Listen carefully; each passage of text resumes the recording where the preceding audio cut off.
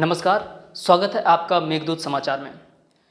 दोस्तों, आज की ताज़ा खबर है कि उत्तर प्रदेश की योगी आदित्यनाथ सरकार ने प्रदेश में वक्फ संपत्तियों का सर्वे कराने का निर्णय लिया है। ये करीब करीब 33 वर्ष पुराना एक निर्णय जो कि कांग्रेस की सरकार ने लिया था, उसको पलटने जैसा है, यह कह सकते हैं उसको रद्द करने जैसा है। और अब वक्फ बोर्ड की संपत्तियों का फिर से सर्वे कराया जाएगा।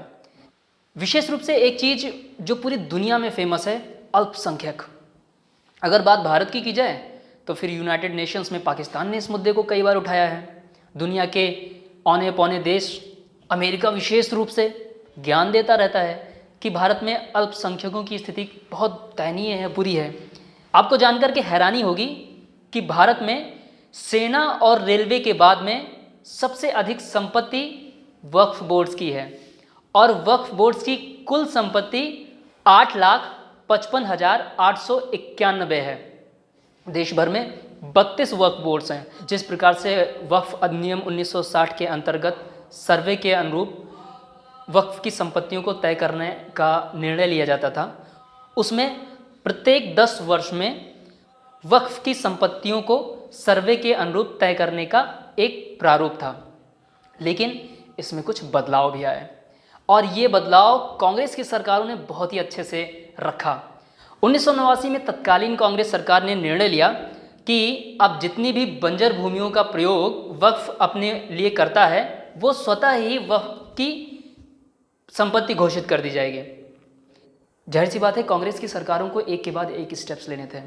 कांग्रेस की तत्कालीन पीवी नरसिम्हा राव सरकार ने निर्णय लिया कि हम अब इसमें फेरबदल करेंगे और वक्फ एक्ट 1995 एक नया संशोधित एक्ट लागू किया उन्होंने, जिसके आर्टिकल 40 के अनुसार अब वक्फ बोर्ड की जो संपत्तियां हैं वो वक्फ बोर्ड के द्वारा ही सर्वे के माध्यम से तय की जाएंगी। ऐसी संपत्ति जो लगती हो कि वक्फ बोर्ड की है, वक्फ बोर्ड उस पर नोटिस देगा और फिर उस संपत्ति को वक्फ बोर्ड की संपत्ति बनाने की प्रक्रिया शुरू हो जाएगी।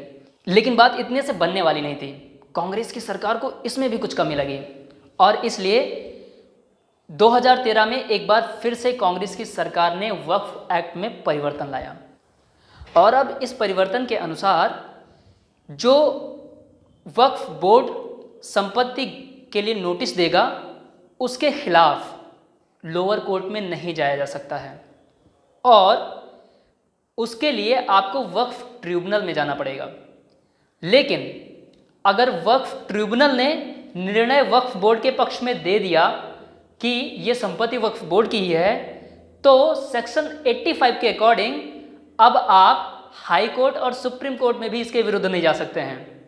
ये है ताकत वक्फ बोर्ड की।